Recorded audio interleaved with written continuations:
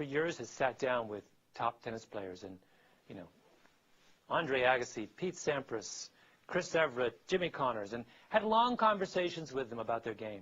And he said to me, Malcolm, you know, after doing this for 30 years, I can honestly say that there is nothing to be learned about tennis from talking to top tennis players about tennis. I said, what do you mean? That's crazy. He said, well, let me give you an example. If you talk to top tennis players, and I've asked them for years, I've asked these guys, how do you hit a topspin forehand? And they say, oh, well, I go back to the ball. I go back and at the moment of impact with the ball, I roll my wrist, right, to generate topspin on the ball. And he heard that from everybody.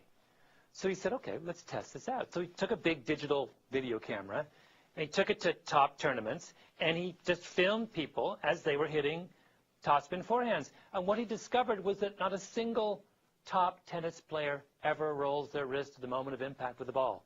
The wrist is absolutely fixed. They roll the wrist after the ball's gone. It's part of their follow-through. Right?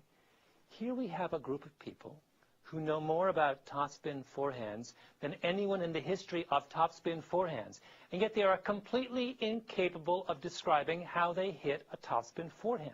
Right? Now, that is not because tennis players are dumb. On the contrary. They're really, really smart about tennis. But their intelligence about tennis is on an unconscious level. They play tennis instinctively.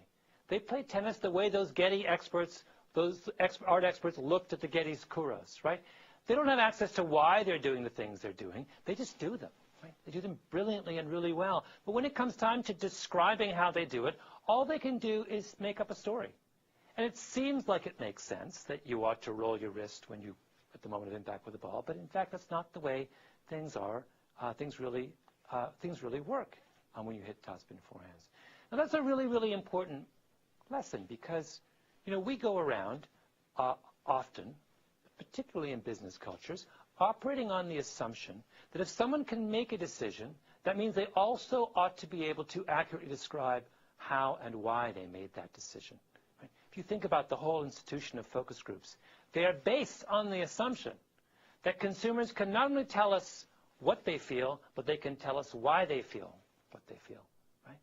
Well, that's not true. There are many cases when we're making instinctive judgments when we have no access at all to our reasons why. And to believe naively in the explanations people give us for their behavior is to be misled, because if you roll your wrist to the moment of impact with the ball when you hit a topspin forehand, you'll sprain your wrist. Right? Now, this is a talk for another time, but I have very strong feelings about how this applies to something like market research.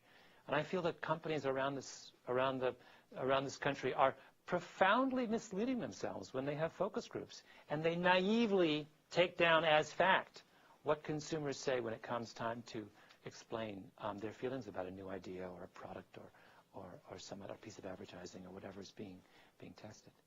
So these kinds of decisions are mysterious, and we need to respect that if we are to harness fully the power of this kind of decision making.